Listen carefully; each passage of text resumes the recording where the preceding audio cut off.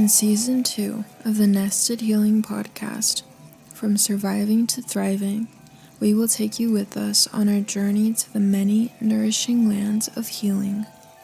With a new guest for each episode, we will get to embark on each of their healing journeys, with their curiosity being, what challenges did they face, and just how did they manage to come up on the other side?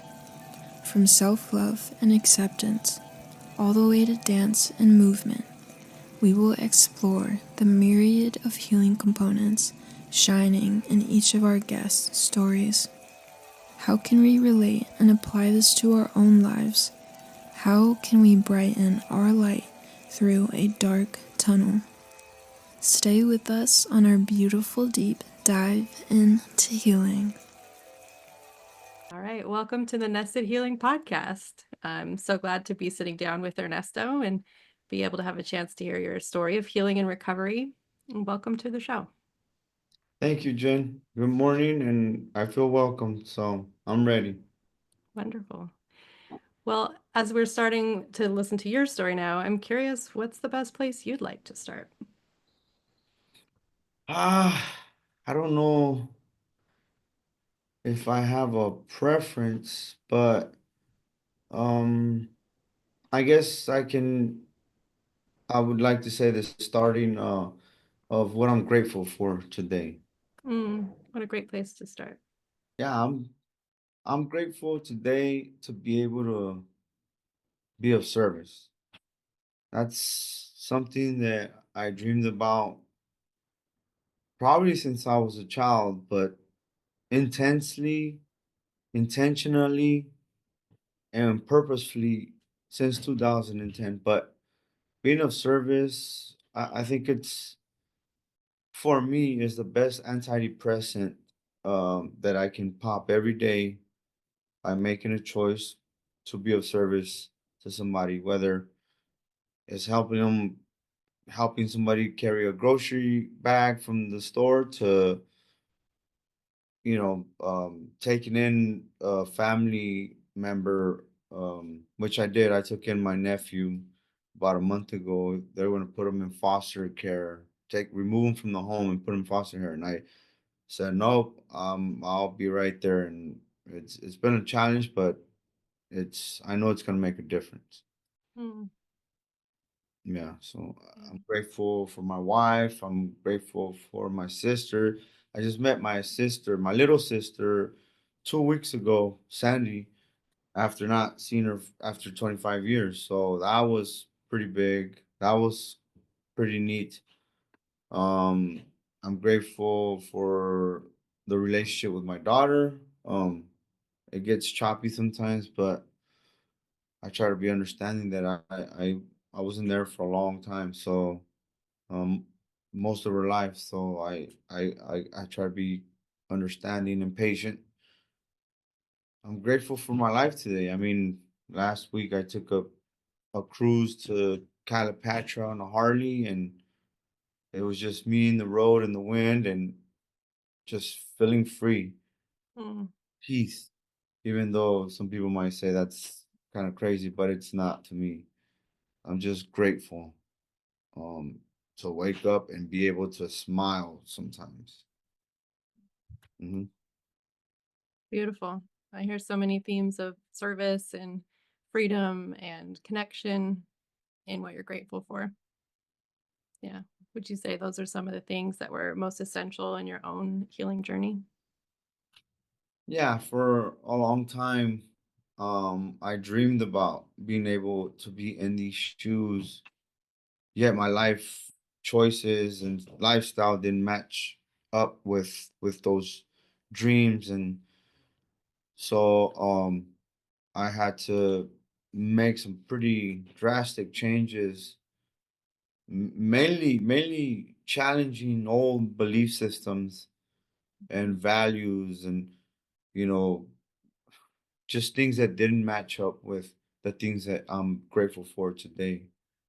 So that was a long process, but it was certainly worth the effort because it got me to a point in my life where I am experiencing a lot of healing from stuff that just some people don't make out of. So I'm grateful for my recovery too. Yeah. I wonder if you would mind going back to sort of the beginning of that process. You mentioned challenging old values and beliefs, and I'm curious, where did you start there? Where did you find support for that? What was your first introduction to beginning on that healing path? Mm, yeah. Yeah, it was the cliche stories and examples and maybe even stuff you see on TV where they talk about rock bottom. I call it the bottom of the barrel um in life. And I that's where I found myself where I was like, something's gotta give. I was in solitary confinement at Pelican Bay, um, indeterminately, meaning that people s- I got validated as a gang, prison gang, you know, shot caller or however you want to share that. But um, I was in that situation. People were in that situation 10, 20, 30, 40 years. I was fortunate. I only was there 8 years. So, but that's where it began. I was in that situation. I remember walking down to the shower. And then like you see in the movies, the lights flickering, it's dim, and I went to the shower to shave, and I looked at my reflection, I think for the first time, completely sober, no alcohol, no substances, and I just hated what I saw. Sunken eyes, pale, bald headed, this big old mustache, this monster that I just never wanted to become. My stepfather was a career criminal, in and out of prison, drugs, domestic violence. I mean, it was a pretty bad upbringing, very traumatic upbringing. Foster homes, Compton, I mean, it's just it was an upbringing that just I wanted to get away from, and I promised myself I would never become like my stepfather, and yet I became worse. And so when I saw that reflection, I um I saw a liar, a manipulator, a deadbeat dad, a bad son, someone that didn't keep his word, and it pierced my heart. Then I couldn't turn to, a drink or a substance. I couldn't turn to gang activity because that was an addiction too for me, politics. And so when I walked back up to my cell, I fell on my knees. I started crying quietly, sobbing, um, and I just felt like this suffocating feeling overwhelmed me. And I looked up to the ceiling, and I said, God, if you're up there, if you exist, if you can hear me, I don't know if I'm going crazy, but I'll make you a deal. Spare my kids learning about life, and you can have mine. And I remember when I got up, it was the first time that I even sensed a residue of hope that Mm. something was going to take me out of that situation and I was going to do something different. And it started off for my family, my kids, everything that I envisioned of being better from. And then eventually in my recovery, it also became for myself because self forgiveness was probably the hardest part of my recovery of returning back to the person that I was really born to be.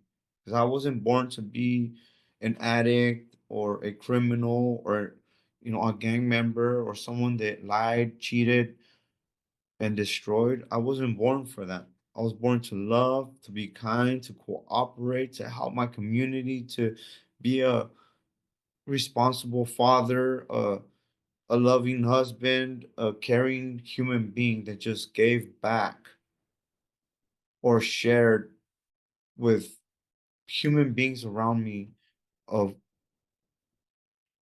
what life is supposed to be. We were That's what we were born to be, to just, you know, if you take it back to the hunter and gatherer days, humans cannot survive without cooperating with one another. The elements, the dangers, we it's in our DNA to be a community so that we survive. And in today's world, it looks a lot different, but that's what we were born to be. We need each other. And so that's when my recovery began. And it was a tall order because at the time I was this person that believed in the gang, that I thought that that was my family, that I was born to rise through the ranks of, of the criminal ladder and all that stuff. So I knew it was going to be hard. And so I sat and thought about what could be the first thing I could change. I I made a decision that I was going to do the opposite, whatever that looked like. Mm. And I identified my language. At the time, I remember I cursed like a sailor. I mean, I got angry really fast. I turned to violence immediately as my go-to tool to solve problems. And I remember saying to myself, well, the first thing I'm going to do is I'm going to stop cursing. And I said, well, if I use a curse word, I'm going to do 20 push-ups. And Jen, I have to admit, I got healthy pretty fast because I was doing push-ups all day, and I mean, all day I would shower, I'm still doing push-ups, but it helped, and it changed, and my language started to change. Then I said, well, I need to develop some kind of discipline, because if I'm going to change and do the opposite, there's things that I like doing. I like to drink, I like to smoke, I like to get in the nonsense, because that when I was a child, um violence was something that overcompensated for the insecurities and the low self-esteem and the false sense of masculinity that I adopted from my stepfather, because men aren't supposed to feel or feel sad and all that stuff. So that was like overcompensating, because I did feel, and I did feel sad at times, and I wanted to share that with him. And so it was a paradox in my young mind, that am I a man the way is acceptable to him, or I gotta prove to myself that I am, because I'm feeling stuff. Every time he hit my mom and beat my mom, or every time that I experienced something where I felt powerlessness, I felt less than a man. So I had to go prove to myself that I was. And so I remember I decided to become a vegetarian. In my mind at that time, I said, I enjoy food, but if I'm able to not enjoy it the way I want to, even in that restrictive setting, then maybe I can develop discipline to not turn to old behaviors and traditions and values that got me to that situation. Because, truth be told, there was a reckoning. I used to blame everybody for my situation. Well, I was born into poverty. I was born into a dysfunctional family. I was born into a situation I had no control over. And that was true. But it had to stop being my excuse. And it was me that made those decisions. I'm the one that decided to join a gang. I'm the one that decided to drink and smoke. I'm the one that decided to use violence to solve my problems. It was me.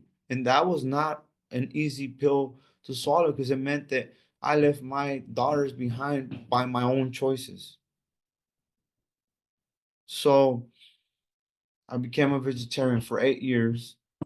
I said, okay, well, I'm going to amp it up, and I'm going to also start taking cold showers. And we're talking about Crescent City, where it gets really cold, and I'm in a cell, concrete cell. It was almost like a concrete tomb. They called it the torture chamber. And it was true. There was times where I felt like I was losing my mind. Um, so I would go and take a cold shower. I'm like, no, I'm not losing my mind. I'm strong. I'm gonna do this. I'm gonna follow through. I know there's a better life for me. I just don't know how it's gonna happen. But I know my higher power has something better for me, and I'm gonna get it. I'm gonna figure it out, and I'm gonna keep going. And I remember I started to write everybody, counselors, teachers, education. I started to look through the institutional channels and just get addresses of NA and AA and Bible studies. And I remember I saw a GED Express, and I was like, well, if I'm going to change my life, I probably need my GED. And so I signed up for that. And Jen, I got my GED in 3 weeks. I would Wow. wake up at 5 a.m. in the morning and do a quick light exercise and just study. I remember when I first started looking at those numbers for math, it almost made me cross-eyed because I dropped out of school in ninth grade. And so it wasn't easy, but I knew that if I was gonna get a better life or I was going to do something to change things around, I had to get my GD. And I talked the law library lady, Mr. Pugh, into becoming my NA and AA sponsor in the shoe. I don't even know how I pulled that off, but I just remember telling her, like, I have two daughters and I dropped the ball. And I remember telling her I'm a scumbag, but I want to learn how to not be that. And I want to learn how to be a human being because I don't even feel like I'm a human being. And she said, "Okay, I'll be your sponsor." And I remember she would send me the NA and AA steps through the mail, institutional mail, and I would work the steps in there. I didn't know what a lot of that stuff meant, but I would ask questions. And after I got my GD, I remember seeing another thing on the channel, and it said college, and but only people that had what was it, 5 years or less could qualify. Mm. Well, I had a 37-year sentence, but I was like, there's no way they're gonna tell me no by asking them to help me change my life. And so I wrote them, and yeah, they did say no. And I wrote this other person, Mr. Pelchat, and all these educational uh persons, and they said, no, well, you don't qualify, and well, maybe you could write the college. And I wrote the college directly, a 10-page letter, and I included a picture. One of the very few times that my daughters, when they were little girls, went to visit me, and they both kissed me on each side of my cheek, and I had a big old smile.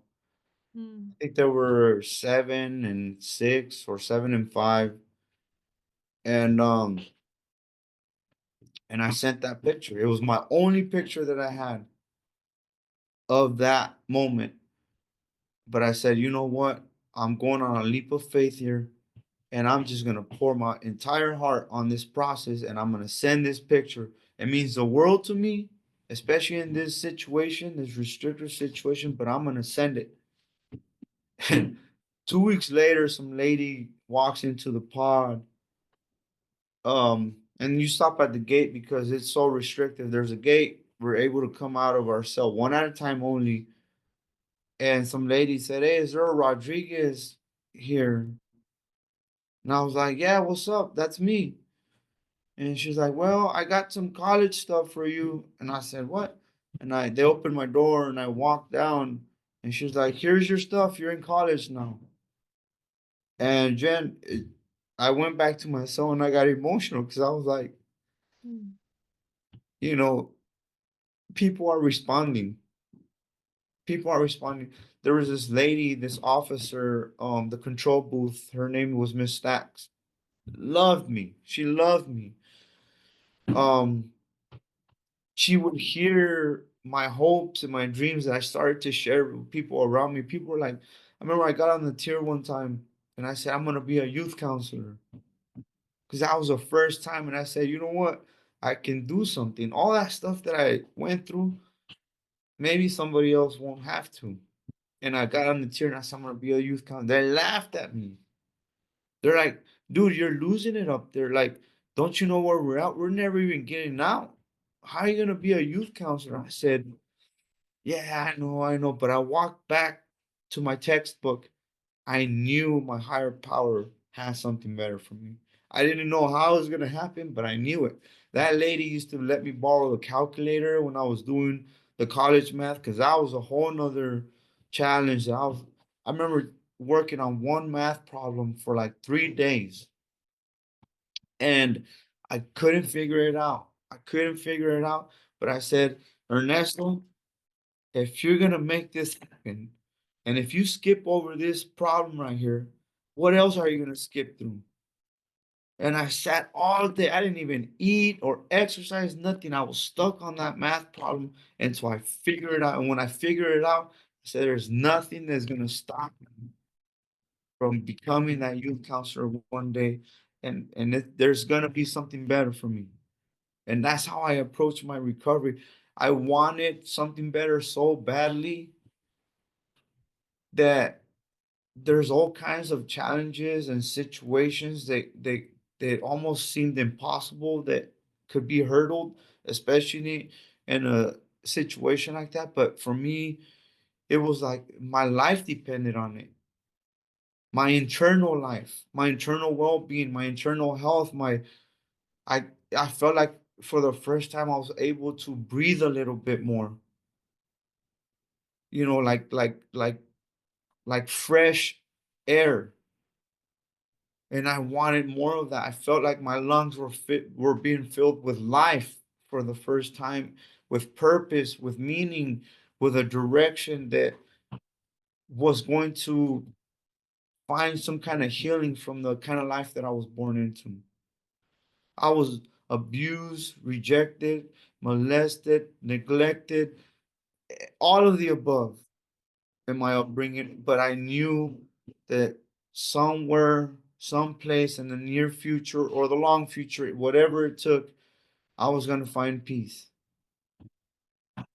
And so I kept going, no matter what challenge came up. And you had anthropology classes, you had, political science. And, I remember I had this deep core belief that I didn't like authority. In that class, I was like, I learned so much about our system and our government. And yeah, things aren't perfect, and there's things that going on today that are not perfect, but that's our system. And if I'm not happy about the system or something, then there's a process for me to challenge that system or law or bill. And you can bring in persons that do legislature, and there's a process to say, you know what, I don't agree with this. You know, disputing something through violence or breaking the rules, that wasn't the correct way and to change anything. So though that process taught opened up a whole world and horizon for me that just I was like, wow, I couldn't believe. I was almost shocked that I limited myself to what I knew. And there's a whole world out there. And I started to catch a glimpse of that in that tomb through books, through my college textbooks. And I remember one year, towards the end of that indefinite solitary stint, they called me for committee, they scheduled me for committee, and I never went to those things. I was like, for what? What are we gonna talk about? All right, Rodriguez, we're just reaffirming you'll be here with us, another year, another 2 years, another 3 years. Like people just, but when when I got that ducat in the institutional mail, I said, I'm gonna go. I need to communicate to them that if the very least, if I'm gonna be in this situation just because mail and education and text was it was a sometimes it was difficult to get stuff back there. Like if you got a hardcover, you had to take remove the hardcover.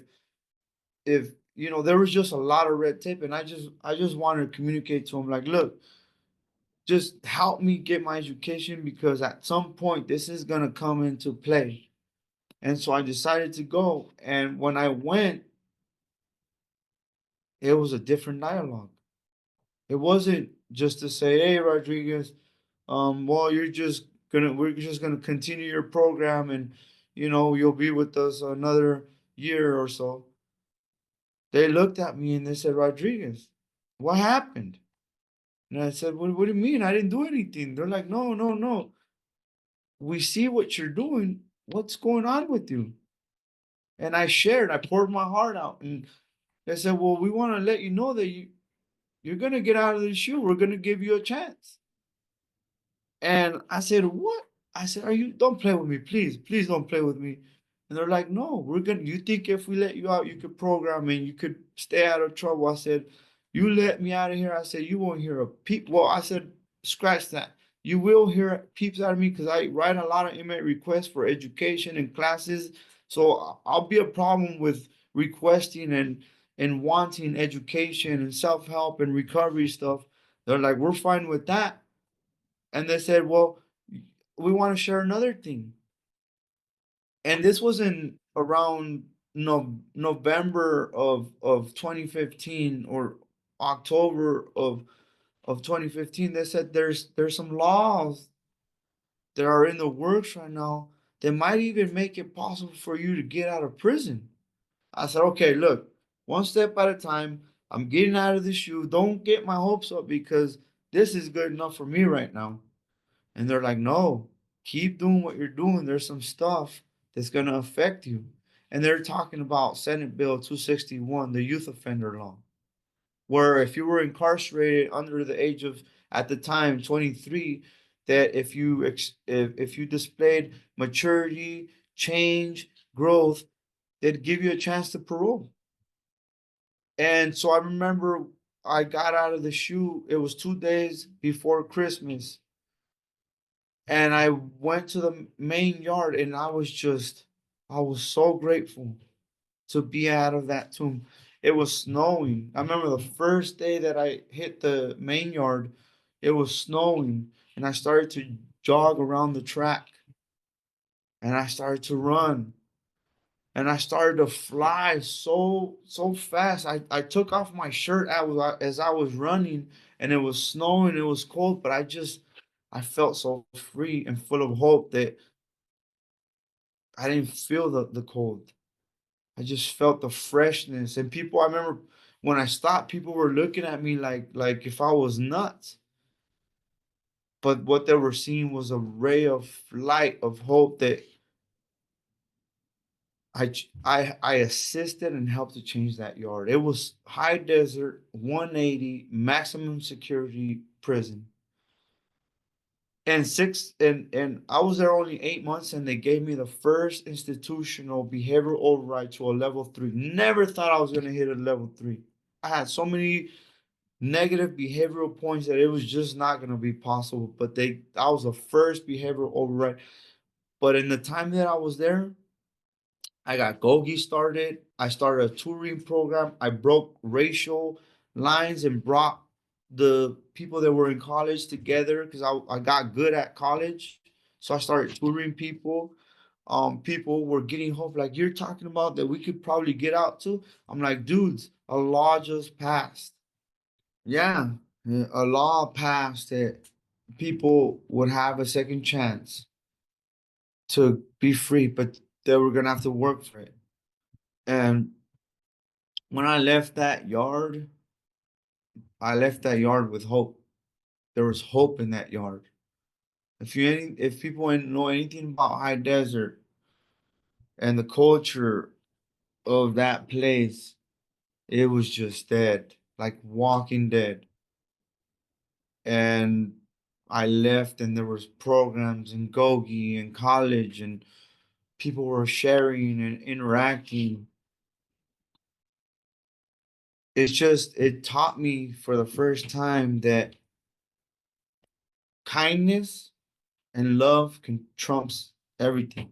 Also, when your mindset and your heart changes, you start gravitating towards different people that share that same heart, that's those same values. And it was around that time where in 2013, when I was in solitary confinement still, um, I wrote this college. Ooh, I wrote this college essay, um, and it was called "The Place of No Return." It was a college assignment that required a descriptive essay of anything, a topic, a subject, and I wrote about solitary confinement. And so when I sent this assignment back to the professor, she wrote me back and said, "Hey, you have to get this essay published." I remember thinking, why would anybody want to read, or why would anybody want to publish anything about solitary confinement? I was just writing about my situation, but why would anybody want to know about that? So I sat with that thought for a little bit, and then I said, well, okay, well, I wrote her back, and I said, okay, I'll send it somewhere, but I don't know who would publish anything like that. I know I wouldn't publish anything. I don't even want to be here.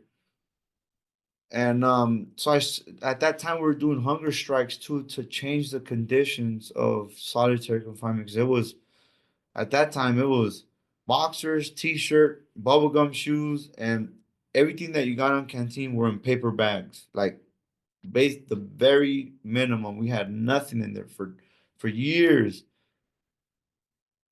even though our behavior matched, in my opinion, that setting, because I often refer to solitary confinement as the worst and the best thing that ever happened to me. Um, so that essay, I remember sharing it with a Sherry Martinez with Prison Hunger Strikers, and she wrote me back and said, "Hey, can I share that essay with a friend?" And again, I remember thinking like, "Well, I don't know why you guys want to share this, but okay, whatever. Yes, you can share it." And I ended up being Leah Carnine. And if anybody knows about Kind for Restoration, Doug Carnine, he's our fiscal sponsor. And my personal mentor, I call him my second father. Um, they just came into my life and just loved on me. And I remember they were talking about kindness and all this stuff. And I remember in the very beginning, I was like, okay, this is kind of like too much. Like, this sounds like these people are somebody, but I don't know who, what. Why are they being so kind to me? Are they setting up? Maybe they want a piece of my liver later on, or do they want a body part, or what's going on here? Because people just don't do this kind of stuff for nothing. And you know, fast forward, Doug built the Choose Kindness Foundation around a program outline that I wrote while I was incarcerated, and then Kind for Restoration, which used to be public safety. He had a vision of it becoming his own entity, so he facilitated that whole process, and Kind for Restoration was born.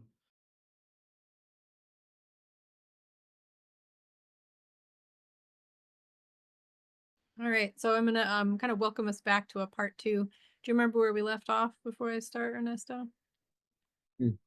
Yeah, no, what I was saying was that it was no surprise, or it, it wasn't a surprise that um I was deciding to do all of those positive things, because my mentor had taught me about kindness, and being of service. He became my mentor, like a father figure to me. And you know it it, it he walked with me through that process, and education was very important. So yes, you know it he the program that we built our organization on, which was mindful kindness program, it was used to be called How Love Wins, and is a 12-step process of how to learn mindfulness and kindness. And in a level 4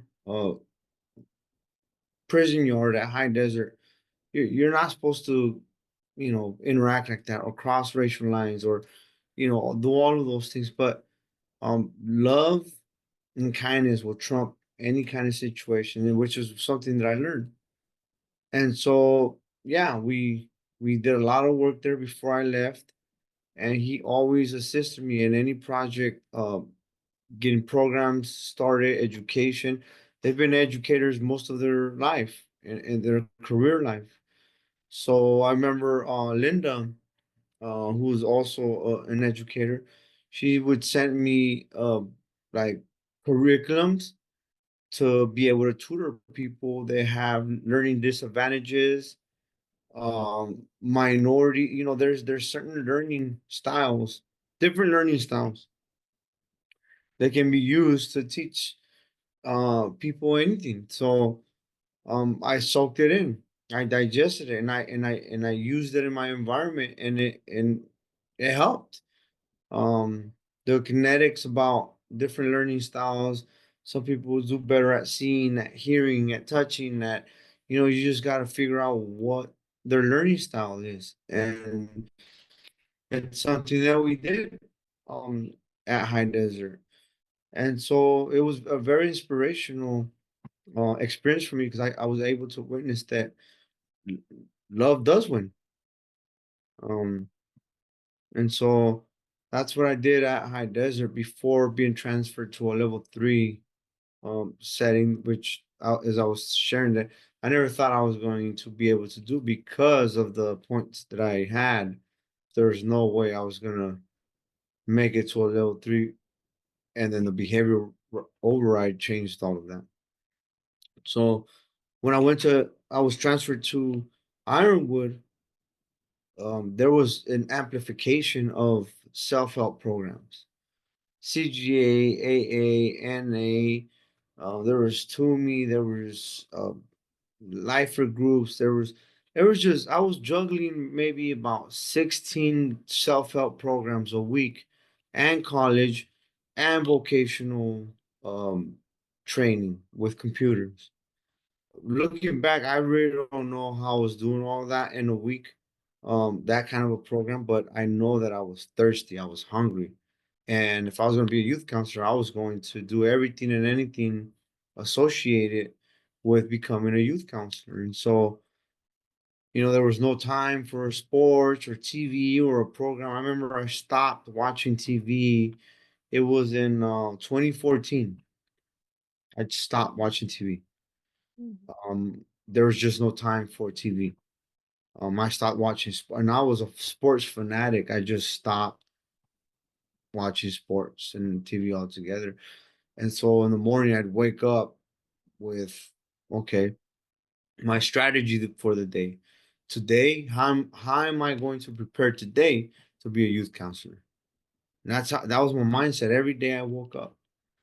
Um, and I kept saying, well, the Senate bill that passed um, made me eligible for parole immediately, because I wasn't a lifer.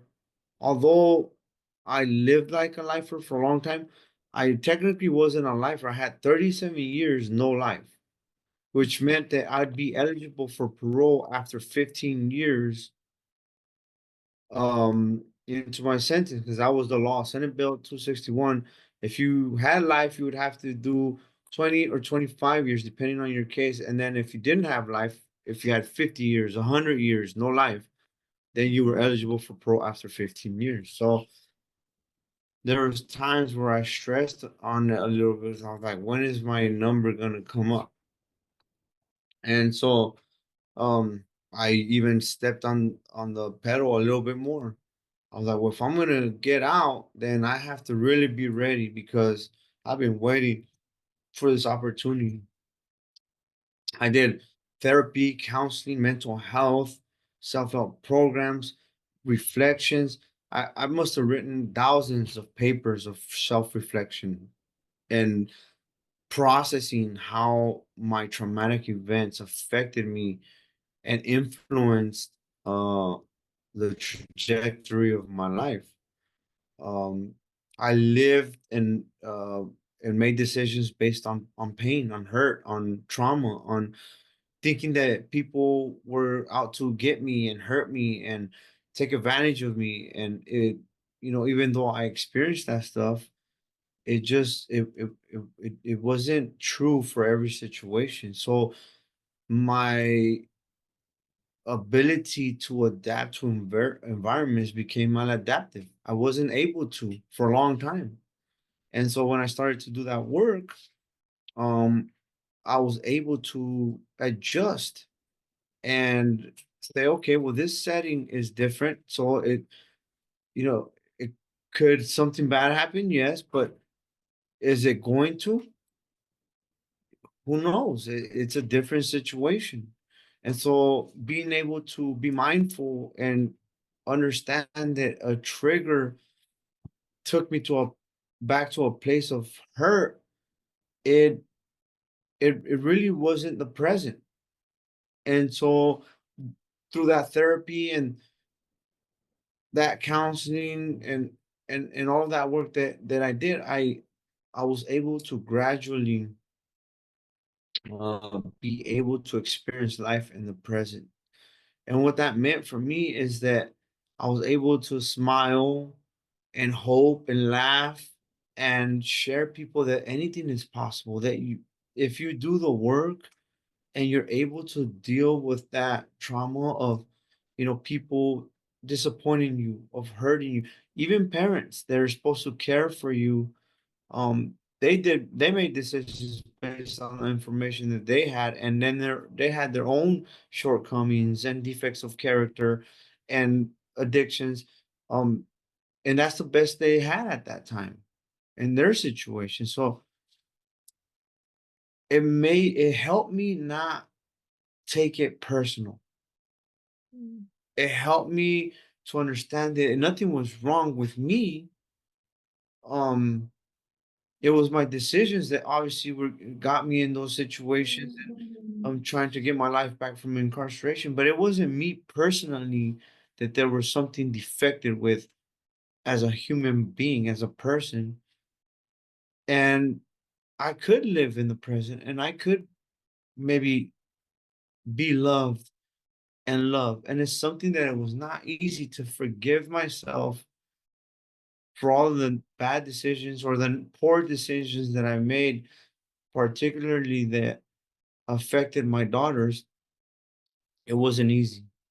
I must have written myself a forgiveness letter about 100 times. I would write a letter to the 5-year-old me, to the 7-year-old me, to the 9-year-old me, to the 12-year-old me. Eh, I went through that timeline in my history, and all of the things that I wasn't okay with, I wrote myself a forgiveness letter. And I told myself, you know what? It's okay to want something better. It's okay to want to be loved and loved because I was born for something like that. And when I started to gradually forgive myself and accept the person, and for a long time I said the new person, and then at some point in my therapy, my counseling, and my internal work, I realized that it wasn't a new person or an old person because both the past and the present were one and in the same. Um, but obviously, you know, sometimes people think about the old self as someone different, or at least I did, and then an ideal self as someone I wanted to become. But What if all of them were the same in the present? Yes, you have your experiences and your history that obviously I began to learn from and understand and do that internal work to see how all of that history affected me. And then also hope and think about the future of how things could be if I kept walking on that path and continuing to do the work. But in the present, I learned that I could just be me. I didn't have to wear a mask or put on this facade about somebody that was happy all the time, because no, there was days where I was sad. And and trauma, the body remembers, the body keeps score of all that stuff. And it was okay for me to be sad on some days, and it was okay for me to be happy and laugh on some days. And when I came to that realization, I was able to have more peace and understand that it was okay to be in the present and not look back or forward all the time. And I felt that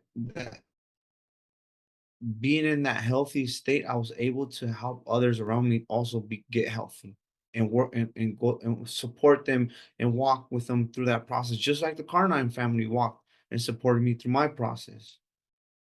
And so today, I served 24 years incarcerated.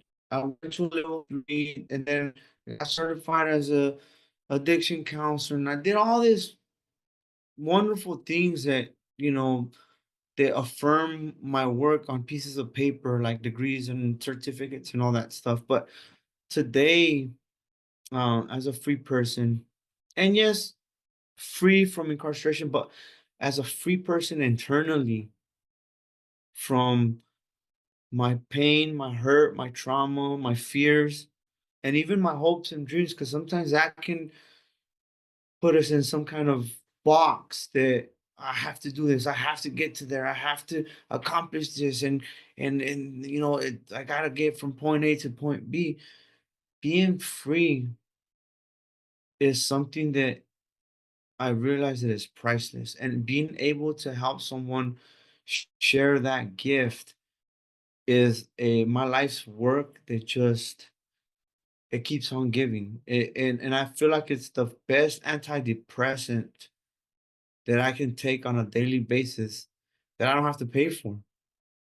When I do feel sad on some days, or I'm trying to get a goal done, hey, I could just go help somebody real quick, and it's like and a free antidepressant that I pop, and I'm like, okay, well, why don't I just be here in the here and now and experience this moment and be in the present with someone else that may still need a lot of work to get to that point of internal freedom in their own life.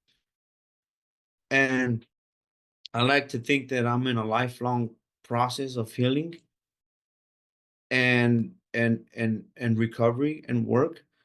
And having that mindset allows me to also walk and share, you know, the progress with other people around me in this work. And I think it's a very pure state of being.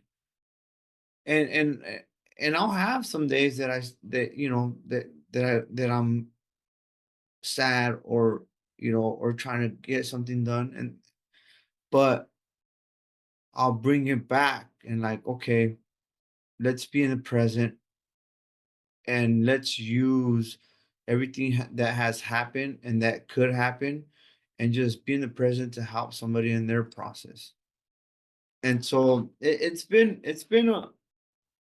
a roller coaster ride, even today, with all of the success professionally that I'm experiencing.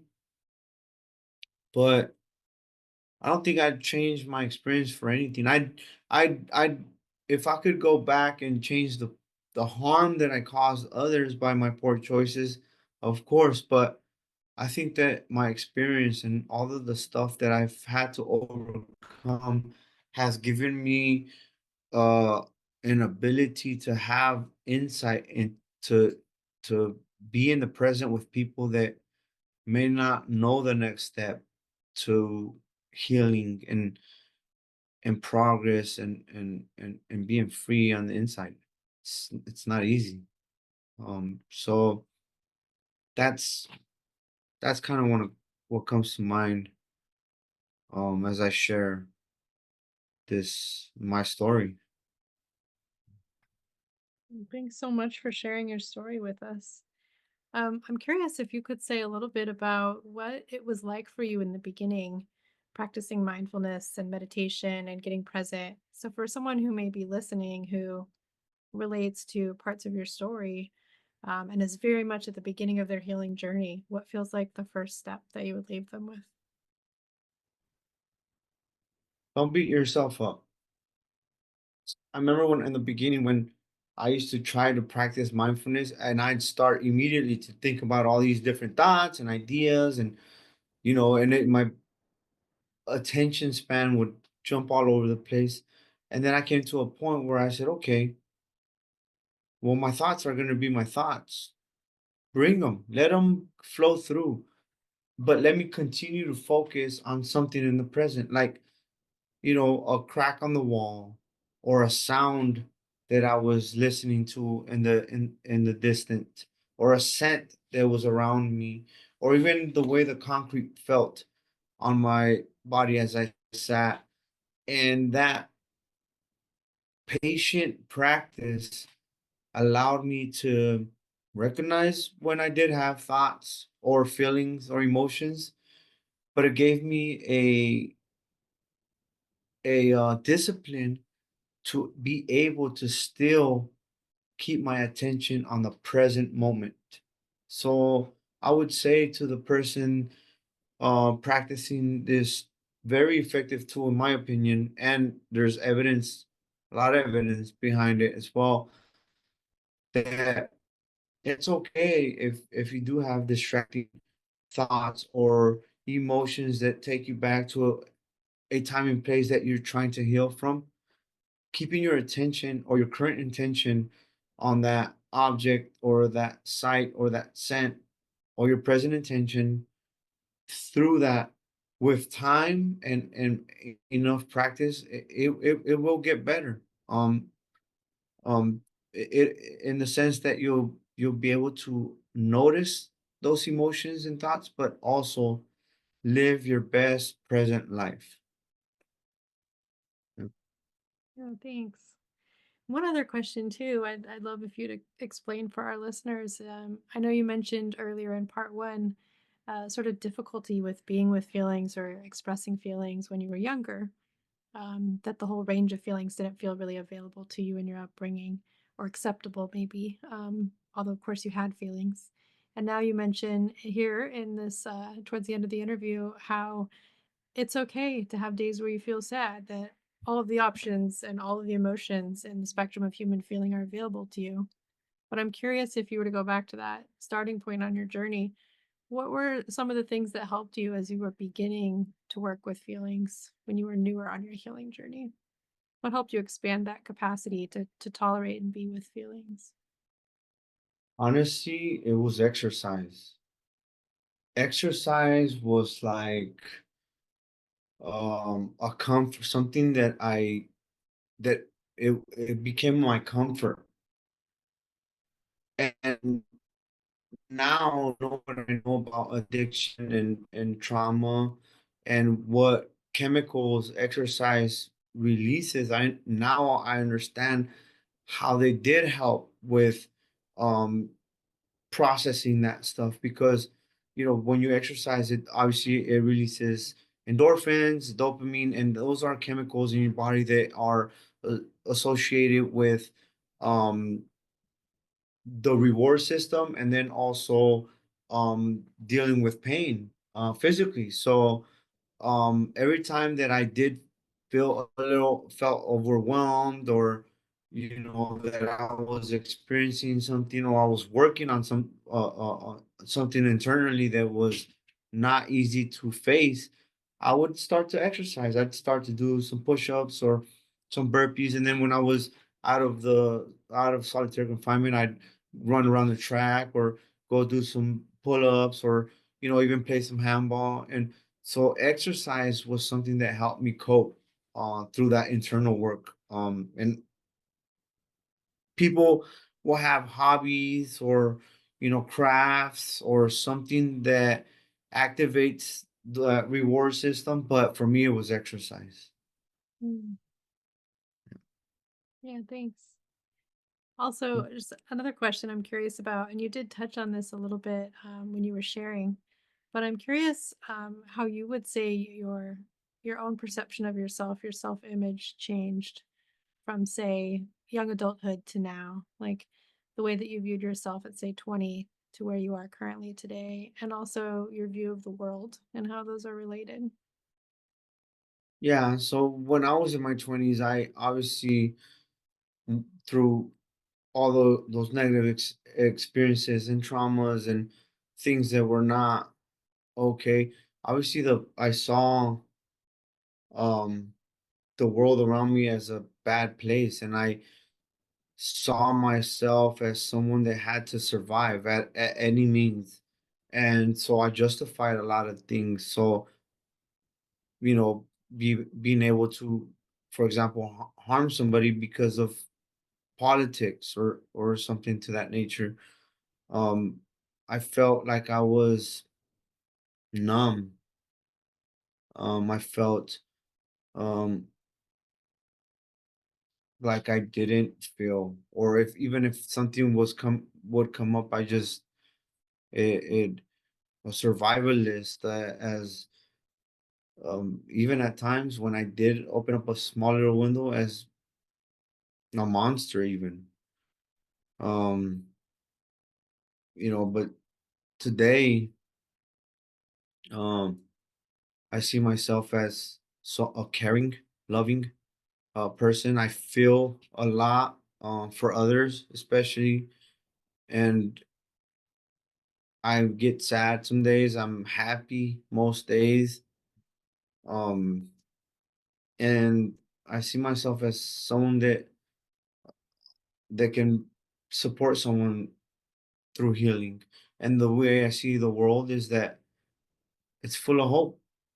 The world can be difficult. There's a lot of stuff going on, even politically in our country, but there's hope that there are rays of sunshine, even in dark moments, or times.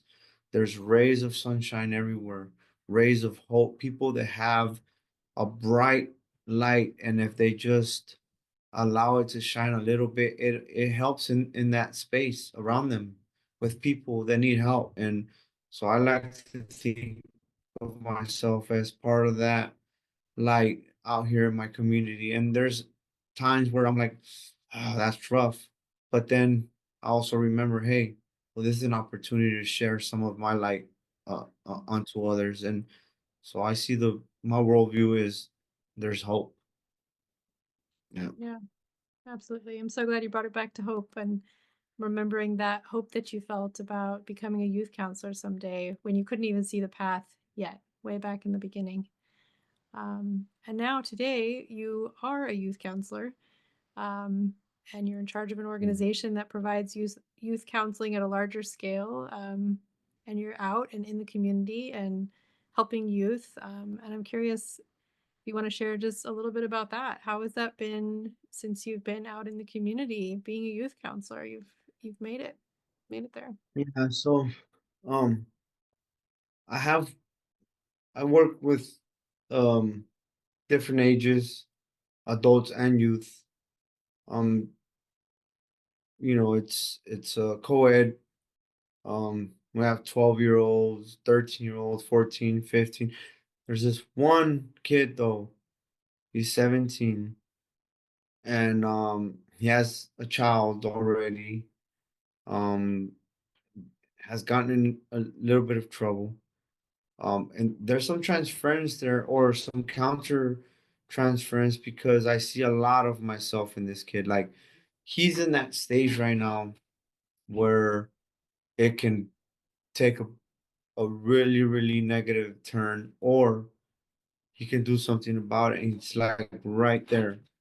And so about 3 weeks ago, I took him to LA to get gang tattoo removals, removed, or the next session of being removed from his hands and his face.